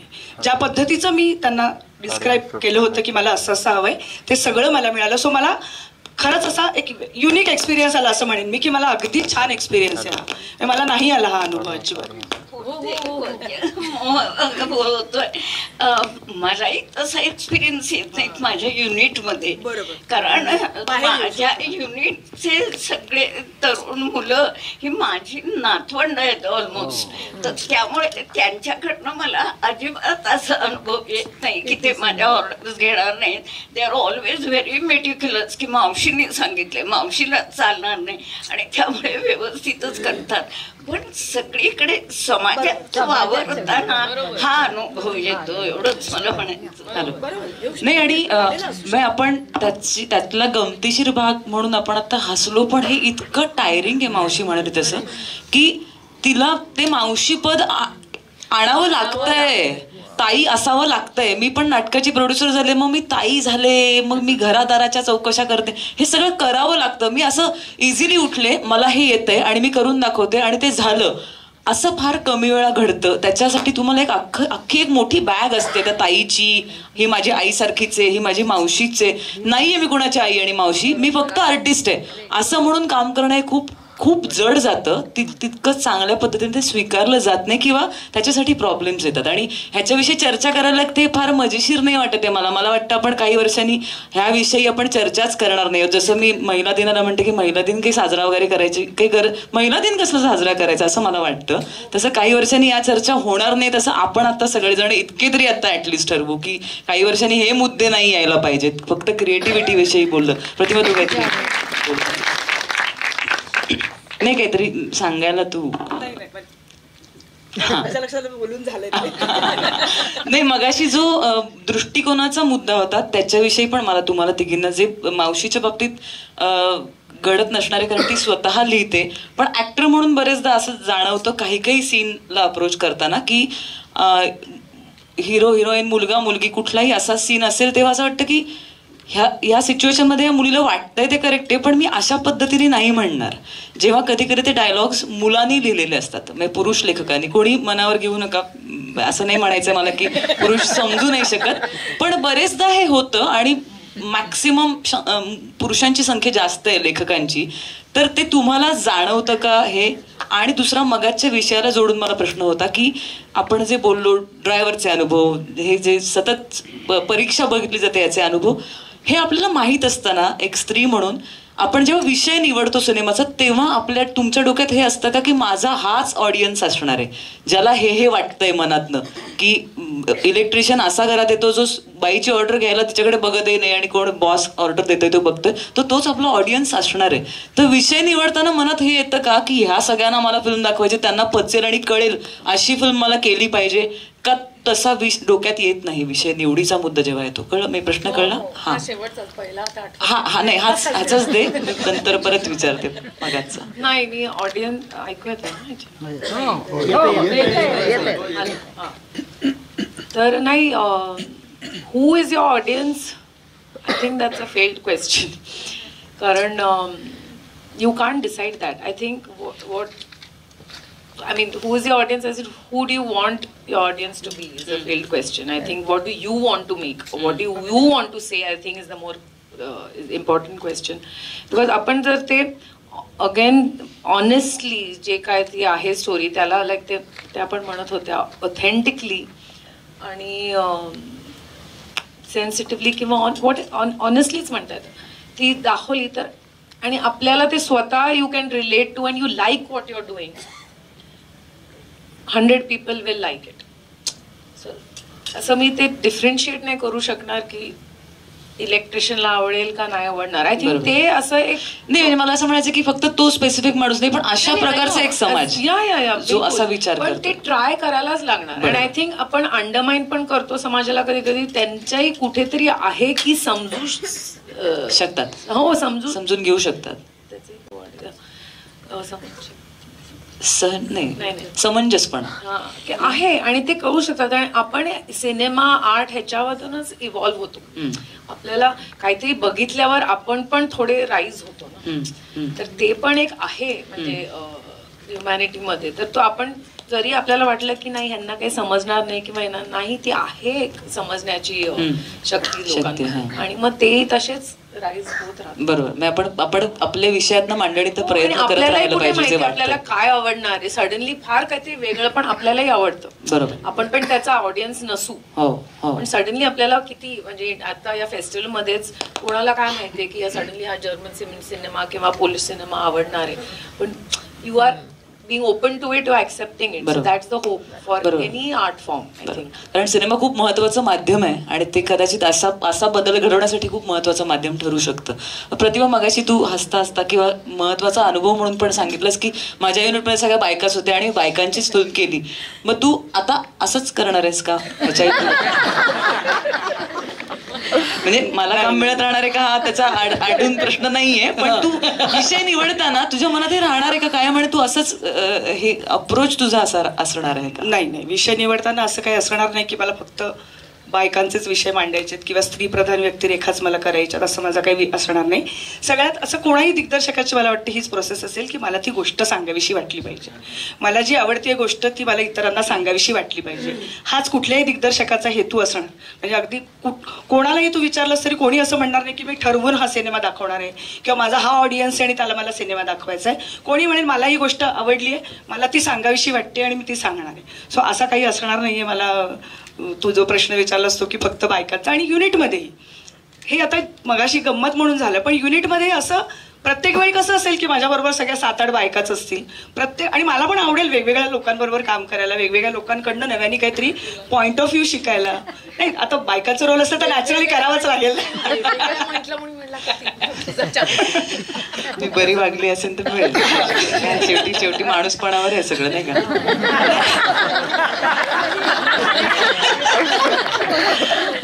आणि गोष्ट पण सांगताना मला कसं वाटतं ना, आपण आता सेन्सिटिव्हिटी म्हणालो ना की सेन्सिटिव्हिटी बायकांची, तर मला सेन्सिबिलिटी ह्याच्यापेक्षा पण मला कसं वाटतं बायकांचा एक पर्स्पेक्टिव्ह वेगळा असतो त्याच्यावरचा, की त्यांना काहीतरी त्याच्यामधलं वेगळं थोडंसं दिसतं. म्हणजे या दोघी म्हणाला त्याच्याबरोबर अगदी मी सहमत 100%, पण पर्स्पेक्टिव्ह असतो एक वेगळा. आणि बाईची गोष्ट सांगताना पुरुष एका बाईची गोष्ट सांगत असतो, स्त्री ती स्वतः त्या जागी असते आणि ती तिची गोष्ट सांगत असते. हा एक अक्षरशः एक महत्त्वाचा मूलभूत फरक असतो नेहमी, की जर एक स्त्री प्रधान चित्रपट जर असेल तर त्याच्यात तो एका माणसाने कुणाची तरी गोष्ट सांगितलेली असते आणि कुणीतरी स्वतःची गोष्ट सांगितलेली असते. हा फरक मला वाटतं नेहमी एक बाई जर तो त्या पद्धतीचा सिनेमा करत असेल तर त्यात पडतो नेहमी. बरोबर. मगाशी मावशी उल्लेख करताना म्हणालीस की सुनील सुक्तनकर तुझ्या बरोबर सातत्याने होते, पण दिठी हा सिनेमा मात्र तू एकटीने केलाय. हा सोलो फिल्म तुझी आपण म्हणूया. तर तुला असं का वाटलं की ही तुला करायची आहे, किंवा काय घडलं नक्की? अप्रतिम सिनेमा आहे. गेली 10-15 वर्ष मी म्हणते या गोष्टीवर मला सिनेमा करायचा आहे. ते आताच केलं असं नाही. मी आणि किशोर खूप वेळा ह्याच्यावर बोललो होतो की हे करूया. 4-5 वर्ष आम्ही पावसाळा आला की आम्हा सगळ्यांना गवत उगवावं किंवा ते जमिनीला काहीतरी होत असेल तसं आम्हाला सुरू व्हायचं की अरे आता आमोदचं काय करायचं. आम्ही काही पावसाळ्यांमध्ये खेड्यांमध्ये जाऊन आलो, गायी बघितल्या, सगळं केलं आणि तरी पैसे पुरेसे मिळाले नाहीत. आणि समहाऊ सुनीलला वाटत होतं की ही ॲबस्ट्रॅक्ट विषय आहे खूप, तर कसा करायचा. तर मी गाठ मारून स्वतःशी ठेवलं होतं की मी करणार फिल्म.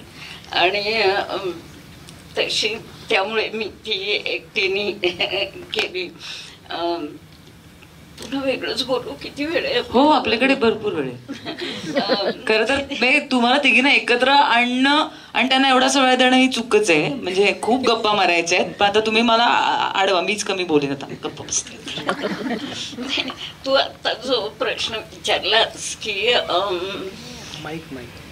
वेगळ्या प्रकारचे संवाद येतात का स्त्री लिहिते तेव्हा, तर माझ्या डोळ्यासमोर हे माझ्याबरोबर काम केलेले 2-3-4 पुरुष आहेत. अगदी सर्वात पहिले मला आठवतात ते सूर्यकांत मांढरे. तुम्हाला कुणाला आठवतात का ते?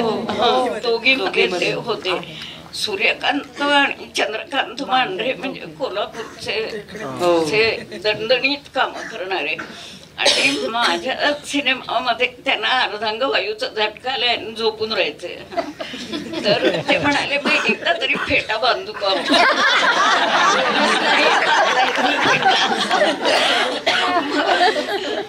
उत्तरा भावकर ही बायको असते, तर हे झोपलेले असतात आणि रागवतात बायकोवर. तर उत्तराताईंच्या तोंडी असं वाक्य मी लिहिलेलं होतं की अंगात नाही त्राण आणि घोड्याला टाझान असं जोरात. तर ते त्याच्या फार त्रास होतो हे ऐकताना.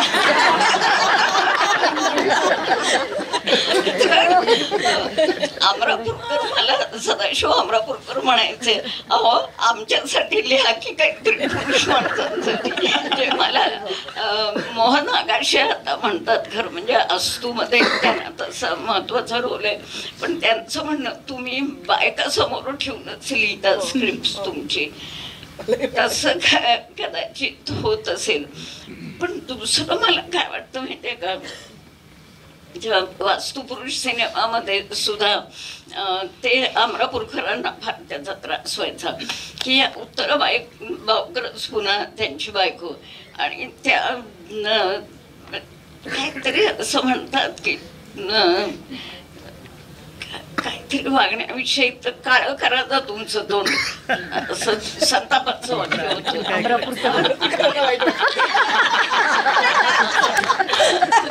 आणि त्यांच्या भित्रेपणावर बोट ठेवतात. आता एरवी तुम्हाला क्वचित अशी बाईची कॅरेक्टर सिनेमात मिळेल की जी पुरुषाला भित्र म्हणते. आता दिठीमध्ये सुद्धा अमृता नवऱ्याला असं म्हणते की ते घाबरट. कारण खरोखर माझा असा अनुभव आहे की घरटी बायका स्ट्रॉंग असतात अनेकदा आणि पुरुष घाबरट असतात आणि बाईला ते निभून न्यावं लागतं. तर मला असं वाटतं की स्क्रिप्ट मध्ये, फेमिनिस्ट चळवळीमध्ये, जगामध्ये अशी वेळ आलेली आहे की पुरुषांनी बायकांचे गुण घेतले पाहिजेत, शिकले पाहिजे. आतापर्यंत अगदी सावित्रीबाई फुल्यांपासून असेल, बायकांना असं शिकवलं गेलं की बाहेर पडा, धीट व्हा, नोकरी करा, अर्थार्जन करा वगैरे वगैरे. तर मी असं म्हणते की पुरुषांनी मातेचं मन, आईचं मन आणलं पाहिजे स्वतःमध्ये. मगाशी गौरीने चांगलं सांगितलं की प्रत्येक पुरुषात एक स्त्रीचं मन असतं आणि स्त्रीमध्ये पुरुषाचं मनही असतं. आता मी इथे येण्याच्या आधी फिल्म पाहिली ॲट वॉर. अप्रतिम फिल्म होती असं मला वाटलं. तर तो जो सगळा झगडा चालू आहे त्यातला जो हिरो आहे भयंकर फ्रस्ट्रेट होतो. म्हातारा माणूस आहे, त्याला नातवंड झालेलं आहे. तर असं का त्या दिग्दर्शकाला वाटलं की तेवढं एक सॉफ्ट कॉर्नर संपूर्ण त्या मानसिक लढाईमध्ये, सामाजिक लढाईमध्ये जे बाळ आपल्याला असं दाखवलंय, तो आजोबा घेतोय, तर तो क्षण मला इतका मोलाचा वाटला. हे पुरुषामध्ये असं मन असतं, ते पुरुषांनी पकडलं पाहिजे, अँकर केलं पाहिजे, मान्य केलं पाहिजे की मला मातेचं मन हवंय. माता होणं म्हणजे शारीरिक दृष्ट्या तुम्ही मुलाला जन्म देणंच नव्हे, तर मातृभावना असू शकते. हो, एक्झॅक्टली. त्यामुळे एक्सटेंडेड मदरहुड अशा तऱ्हेची समाजात तयार होईल. फारच सुमित्रा मावशींनी फार महत्वाचा मुद्दा आणि खूप छान एक्सप्लेन केला. नाही आता खरंच पुढच्या अनेक मुलाखती आपल्याला खूप मुद्दे इथनं मिळणार आहेत, पण प्रेक्षकातनंही प्रश्न यायला हरकत. क्या बात आहे, आलाच आहे प्रश्न. येस, माईक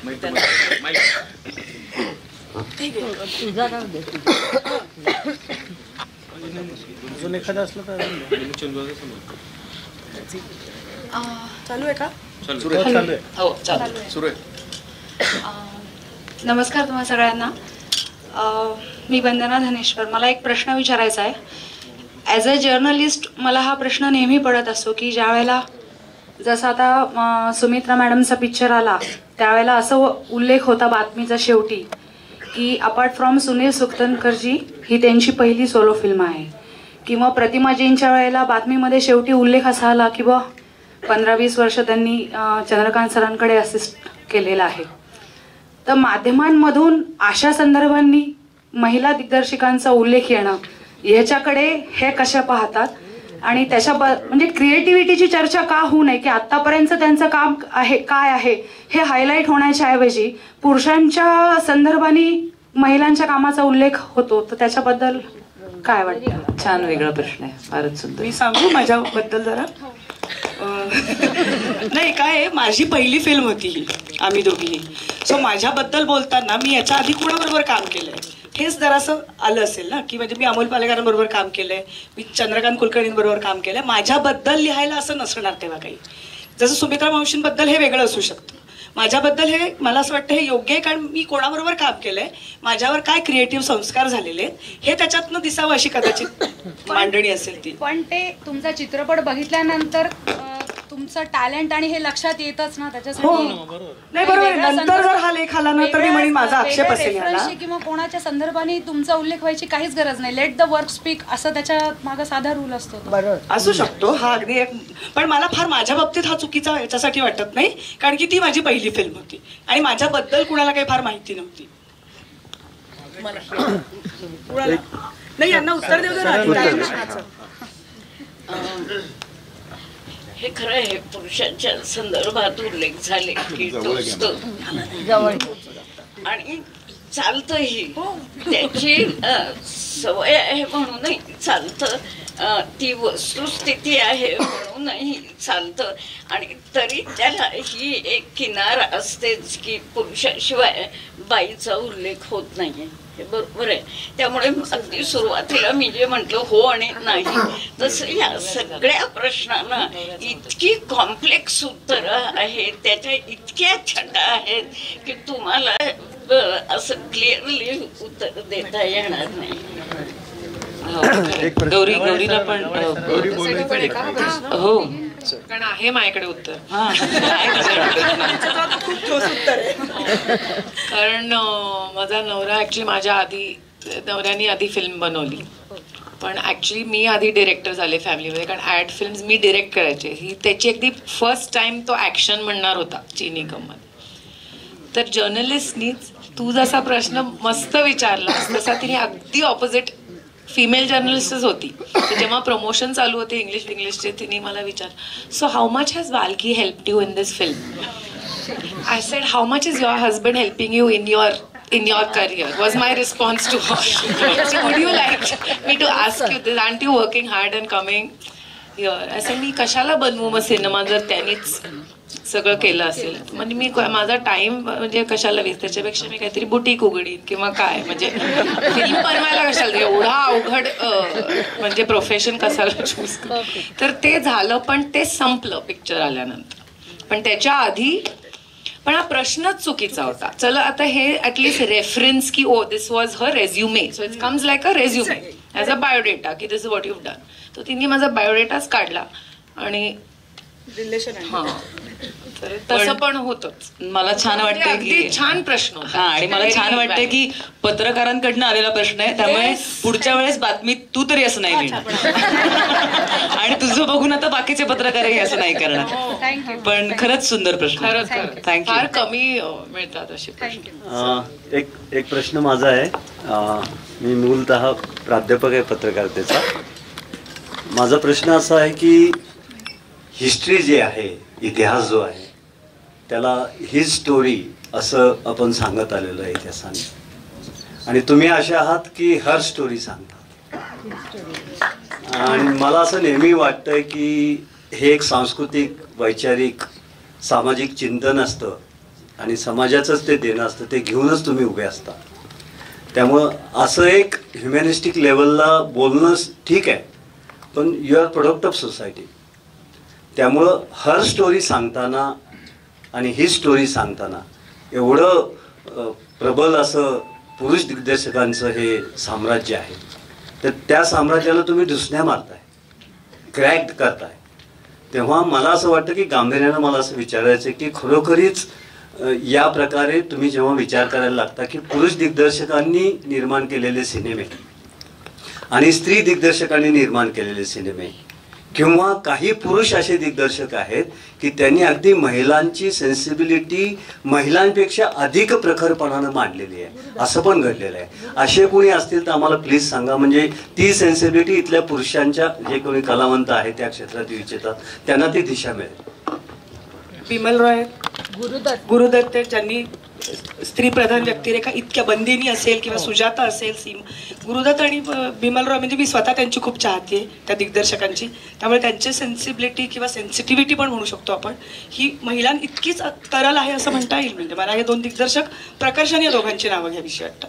पण खरोखर खूप चांगले दिग्दर्शक हे बाईचं मन अप्रतिम दाखवू शकतात.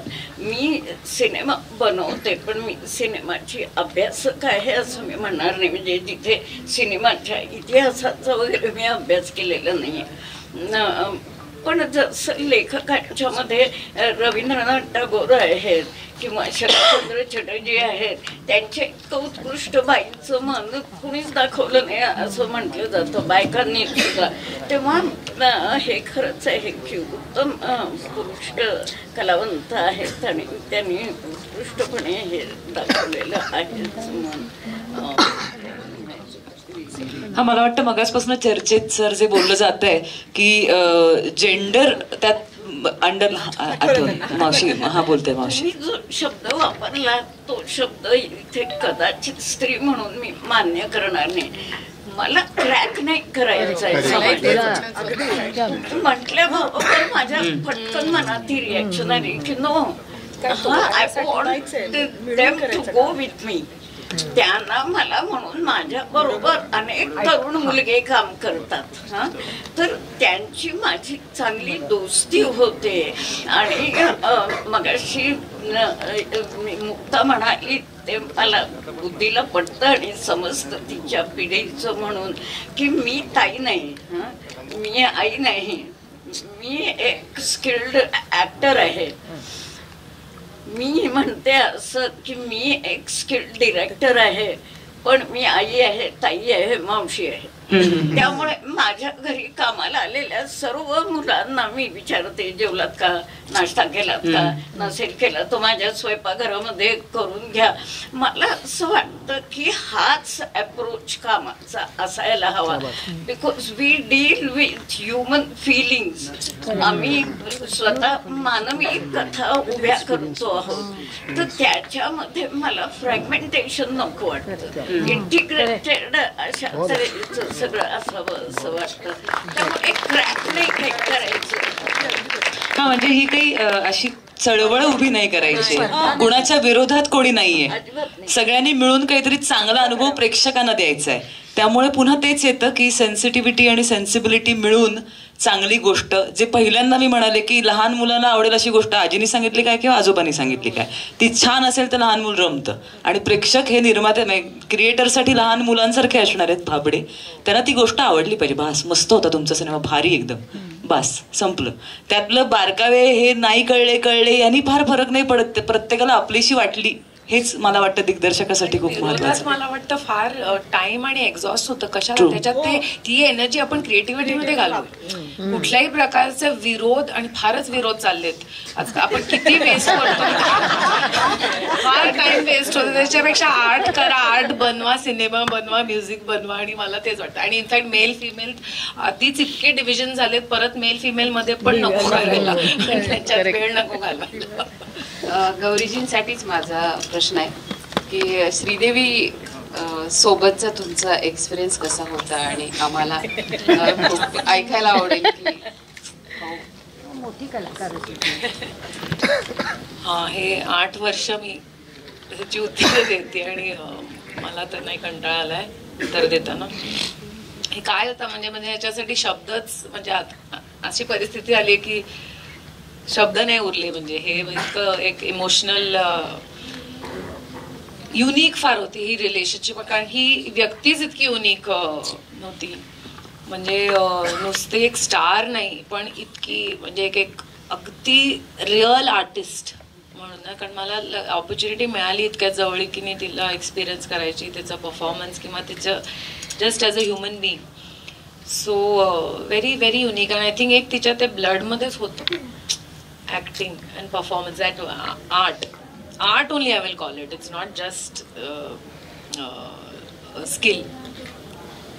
तेच आय थिंक ती कॅमेरा पुढे म्हणजे तिचं लाईफ असं म्हणजे काय म्हणायचं असं एनलाइटन व्हायचं, म्हणजे तिथेच ती खरी होती असं मला वाटतं. सो या, it was a very very unique experience.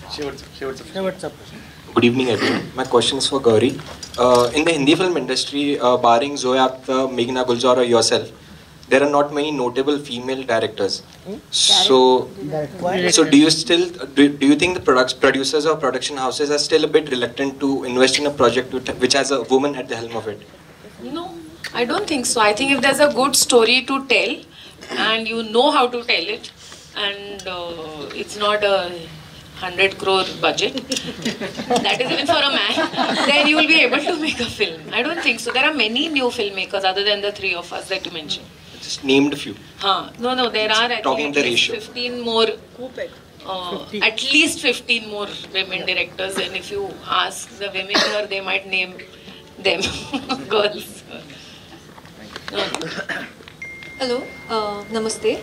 मगाशी तुम्ही जसं म्हणाला मल्टीटास्किंग स्त्रियांमध्ये आहे, तर ॲक्च्युली ते आहे इव्होल्युशनरी सायकोलॉजी बघता आपण हंटर गॅदरर्स होतो तेव्हा जे रोल्स आहेत ते खूप वर्षांपासून आहेत आणि आत्ता आपण सेटल झाल्यानंतर आपल्याला ते फक्त बोलायला अवघड वाटतं कारण की आपण त्याचा विचार तसा नाही केलेला.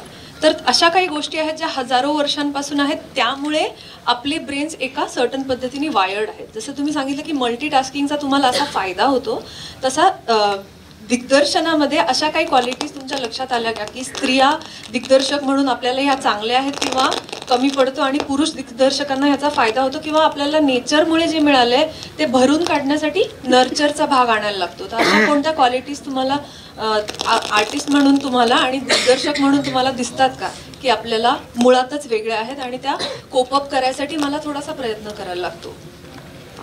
कोणी उत्तर देणार आहे? कमी मी कलाकार म्हणून देते. नाही, मग याचं खूप मोठं उत्तर असू शकतं खरं तर, पण खूप बेसिक जे सांगितलं, जे आता मावशीनी इथल्या इथेच आपल्याला प्रूव्ह करून दिलं की सगळ्यात आधी तिच्या डोक्यात असा विचार येतो की पोरं जेवली आहेत ना. मगासपासून मी तुम्हाला वाटेल लंच ब्रेकच बोलते ही सारखं, तसं नाही, पण ह्युमन लेवलला हँडल करतात बायका की मी आणि माझी कला, थांबा मी सिगरेटचा ब्रेक घेऊन येतो, ह्या लेवलला कोणीच इथे ऑपरेट होत नाही. आधी सगळ्यांचं नीट होऊ दे, प्रोड्युसरचे पैसे वाया नाही घालवायचे. एक मिनिट, सगळ्यांनी आणि तुझ्या मापाच्या कपड्यांचं काय झालं ग, ते स्वेटर आलं का तिचं, हे जे चालतं ते पुरुष करत नाहीत असं नाही, पुन्हा तेच आहे जबाबदारी, पण थोडंसं एक रिलेक्टंट असतात. मी आता माझे मित्र पण दिग्दर्शक आहेत आणि मैत्रिणी पण दिग्दर्शक आहेत, तर हा फरक मला उघड दिसला की ते तुमचं तुम्ही बघा, मला काय ते घेणं नाही, काय देते ते, असं फार इझिली हे केलं जातं. कारण घरातही कदाचित आई तू बघ, सगळे घरी पण एक्झॅक्टली आई तू बघ, किंवा बायको ती शाळेचं मी मीटिंग नाही करणार आहे, ती मुलांचं तू बघ, मी चाललोय कामाला, अशी कदाचित सवय असेल. त्यामुळे इथेही काही गोष्टी असतात ते तुमचं तुम्ही बघा, ते माझ्याकडे येऊ नका, ते प्रोड्युसरशी तुम्ही बोला.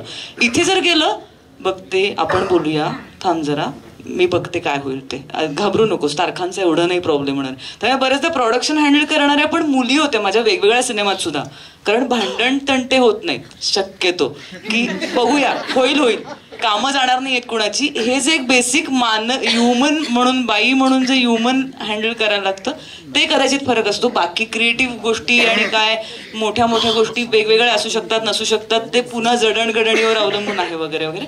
पण येस, बेसिक आहे. आपल्याकडे वेळ किती आहे सर?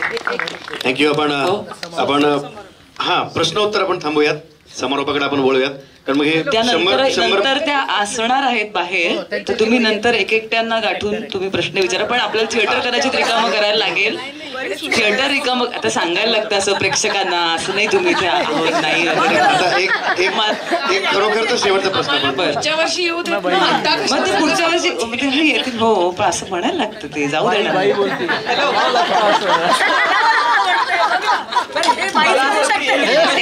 एक प्रश्न हो की तुमच्या सगळ्या सिनेमातनं स्त्रीचा चांगला हे घेतलेला आहे, म्हणजे व्यक्तिचित्र म्हणून किंवा स्त्री म्हणून काय वेगळेपण आहे ते दिसतं, पण स्त्रीवादी किंवा स्त्री मुक्ती किंवा म्हणजे उंबरठा वगैरे सारख्या तशा प्रकारच्या तुमच्या फिल्म्स नाही. तर तशी फिल्म करायचा तुमचा हे आहे का? तशा फिल्म्स हव्या तर मदर इंडियापासून आपण जर सुरुवात केली तर स्त्री अशी सफर होतीये, हे होतीये, किंवा उंबरठामध्ये किती मुक्त होऊ पाहते. पण पुढे आलो ना आपण आता ह्याच्यात. नाही पण काळ बदलला पण अजूनही तेवढं झालेलं नाहीये. तसे तुमच्या ह्याच्यात मला दिसले नाही म्हणून मी विचार. स्त्रीवादाकडून आपण व्यक्तिवादाकडे आलो ना आता. थोडं स्त्रीकडे आपण माणूस म्हणून पण बघायला लागलो ना. परत स्त्रियांचं तसं मागे जाण्याची गरज नाही. प्रश्न आहेच. बरोबर, पण अजून यांच्या डोक्यात नाही सर. मला फक्त जाता जाता मला तिघीनं क्विक क्वेश्चन, मला जी ज्यात सगळ्यात जास्त मला इंटरेस्ट आहे की पुढची प्रोजेक्ट तुमची काय असणार आहेत. जर्नलिस्ट तिघींच्या सिनेमात तू असणार आहे ते झालं आता, ते इथपर्यंत मी बाजी मारली. पण तरी मला काही प्रोजेक्ट सुरू असेल की मावशी तर आता शूटिंग करून आली असं मला कळलं. त्या एनर्जीला सलाम. नाही हे सगळं मी स्ट्रगलर म्हणून नाही करत आहे, तिच्या एनर्जीला खरंच सलाम. तर मला म्हणजे खरंच ती आता शूट करून आली आहे. आणि तर काही सांगण्यासारखं असेल किंवा या चर्चेतनं माझ्या हातनं बरंच सुटलं असणार, कारण मी काही तयार प्रश्न विचारणे नाही. तर तुम्हाला जे बोलावं असं वाटतंय, जे माझ्याकडनं खूप राहिलंय ते प्लीज बोला, कारण आपली वेळ संपली आणि प्रेक्षकांना अजून ऐकायचं आणि मला बोलायचं नाही.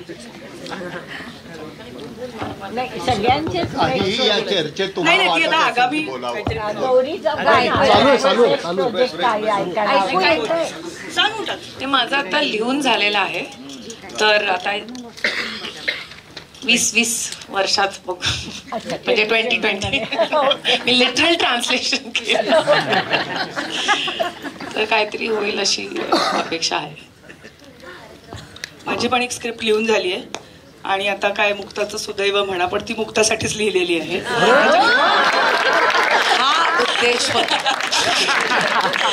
माझी पण लिहून झालेली आहे स्क्रिप्ट, पूर्ण रेडी टू शूट आहे. तर इथे कोणी प्रोड्युसर असेल तर आम्ही प्रोड्युसरच्या शोधात आहोत. बजेट सांगू, आपण वेगळे भेटूया. मग अशी गौरी म्हणली ना डिटो तसं माझ्याकडे 2 स्क्रिप्ट पाहिजे आता आम्हाला. पण एक छोटी गोष्ट मला मगाशी आता जो प्रश्न त्यांनी विचारला खूप महत्वाचा प्रश्न आहे. सध्या परदेशामध्ये असा रिसर्च सुरू झालेला आहे, बाई मनाने पुरुषापेक्षा वेगळीच असते किंवा पुरुष हा म्हणजे ते दोघं एकमेकापेक्षा they are separate species by themselves. तर त्याबद्दल मात्र माझ्या मनामध्ये शंका आहे की शरीर, मन आणि बुद्धी असे 3 आपले जे कप्पे आहेत, त्याच्यामधलं शरीर वेगळं असेल पण बुद्धी ही, मेंदू हा शरीराचा भाग हा दोघांचा सारखाच आहे. आणि त्यामुळे त्या पातळीवर संपूर्णपणे आपण एका पातळीवर सगळे असतो. सामाजिकतेमुळे मन बदलतं पण बुद्धी एकच असते. हे फरक लक्षात ठेवले पाहिजेत असं मला फार कमी वेळात आणि 3 अत्यंत महत्त्वाच्या व्यक्तींकडनं आपण जास्तीत जास्त ऐकण्याचा प्रयत्न केला आणि खूप चांगले चांगले मुद्दे आले. आणि प्रेक्षकांचं कौतुक मनापासून की इतकी इन्व्हॉल्वमेंट आणि चर्चा थांबवत नाहीये मनापासून, इतकं अजून ऐकायचं आहे आपल्याला. पण तरीसुद्धा वेळेची मर्यादा आहे, तर मी सगळ्यांचे आभार मानते. आणि गौरी म्हणाले तसं आत्ता त्या बाहेर नाही भेटणार आहेत, पुढच्या वर्षी त्या परत येणार आहेत फेस्टिवलला. पुढचे उरलेले प्रश्न आपण पुढच्या वर्षी आणि जरा आणखीन वेगळे प्रश्न घेऊन येऊ. मी नसेन बहुतेक तेव्हा, मी माझी फिल्म घेऊन येईन. बिझी असेल किंवा गौरीच्या फिल्ममध्ये मी असेन तर तेव्हा आम्ही शूट करत असतो. एनिवे, पण खूप छान झाली चर्चा. तिघींनाही मनापासून धन्यवाद. माझं काही चुकलं असेल तर मला माफ करा, कारण मी अजिबात ट्रेंड प्रश्न विचारण्यात नसल्यामुळे. पण मला खूप छान वाटलं आणि थँक्यू. धन्यवाद. इथे आता जो जे वांछिले तो ते लावू, याप्रमाणे सगळ्यांना जे जे हवं ते मिळाले. प्रेक्षकांना, श्रोत्यांना त्यांच्या प्रश्नाची उत्तर मिळाली आहेत. मुक्ताला जे पाहिजे ते सुद्धा आश्वासन मिळालं इकडनं. बजेटच्या संदर्भातही बोलणं झालेलं आहे. मला असं वाटतं की क्रीम सगळं वरचं लोणी सगळं मिळालंय. ताकाच्या प्रश्नांकडे आपण जाण्यापेक्षा मी दत्ता बाळसाहेब यांना विनंती करतो, आपण समारोपासाठी आमंत्रित करावं. हो, समारोपासाठी त्यांना आमंत्रित करावं. तत्पूर्वी आपलं खरं तर प्रश्न आता सगळे संपलेले आहेत आणि मुक्ताने समारोप पण केलाय. पण तुमच्या तिघींसाठी, म्हणजे मुक्ता बोलणार नसेल आता, कारण ती म्हणाली मी बोलणार नाही, सगळी हिंदी बॉलिवूडची म्हणजे जे सहज नजरेआड झालेलं आहे ते सारखं मनात येतं की सगळे शायर जर आपण काढले गेल्या 100 वर्षातले, तर स्त्री शायर जवळजवळ अपवादानं सुद्धा आढळते. 2 गीतं सुद्धा सगळी पुरुष शायरांनी लिहिलेली. तर बाईच्या विषयी, बाईच्या मनात काय चाललंय हे त्यांनी लिहिलंय. ते खरोखर बरोबर आहे असं वाटतं. सगळी बघा म्हणजे अगदी पहिल्या याच्यापासून आत्ताच्या बऱ्याच बायकांनी पुरुषांचे नाव देऊन पण लिहिलेलं आहे. ते पण आहे. पुरुषांचं नाव घ्यावं लागलं त्यांना. आता J.K. रावलिंगजींनी हॅरी पॉटर लिहिलं का तिने J.K. म्हटलं कारण she didn't want to be known as की जस अ वुमन रायटर. तर असं बरंच अनॉनिमस आहे आणि बरंच पुरुषांचे नावं घेऊन पण बायकांनी लिहिलेले इंडियातच नाही म्हणजे परदेशात पण बरंच रायटर्स असे आधी 1918 बरेच तर ते होत हो तेच UK मध्ये वगैरे. हे आत्ताच एक्झाम्पल आहे J.K. रावलिंगचं. मी प्रश्न यासाठी विचारतो नाही मी ते म्हणते आपल्याला कसं करणार कोण काय काय त्या बायका पण असू शकतात. ते फार अपवाद आहे ना म्हणजे आपण असं पाठवू साधारणतः कवितेची गोष्ट या सभागृहात जर निघाली तर जास्त कविता करणाऱ्या स्त्रिया किंवा मुली निघू शकतील. पण गीतकार म्हणून शांताबाई शेळके जर मराठीत वगळणं आपण सगळं करायचं तर पुन्हा पुरुषच सातत्याने म्हणजे लावणी सुद्धा सगळा लावड्या पुढे खेबुडकर आणि माडगुळकरच आहेत पुन्हा अजूनही नाही. तर हे असं म्हणजे तुम्ही ती दिग्दर्शक आधी तर म्हणून हे जाणीवपूर्वक कधी कधी जसं आता मावशी म्हणताय काही काही प्रयत्न जाणीवपूर्वक करायला लागतात की गीतकार म्हणून जाणीवपूर्वक पहिला ते गीतलेखनासाठी करणं असं पण कदाचित पुढच्या करावं लागेल. बिलकुल बिलकुल अगदी बरोबर.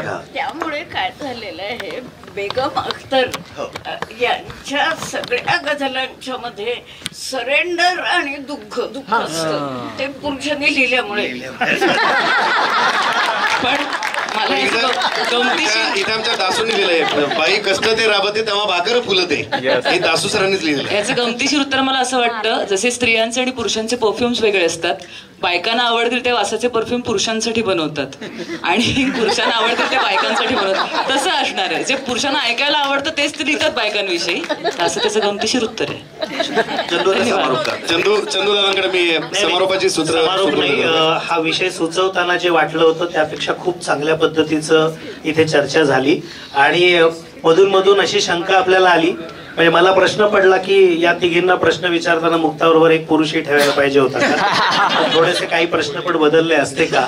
आणि जसं मगाशी उल्लेख झाला की मला मावशी असंही वाटतं की मला मध्येच थोडीशी शंका आली अर्ध्या परिसंवादात की 8 मार्चचा परिसंवाद फेब्रुवारीमध्ये सुरू झाला का. पण तो तसा नव्हता. तर आपण सगळेच या सभागृहामध्ये स्त्री पुरुष हे जेंडर डिफरन्स न मानता ती एक प्रतिभा मानूनच त्याच्याकडे बघणारी माणसं आहोत.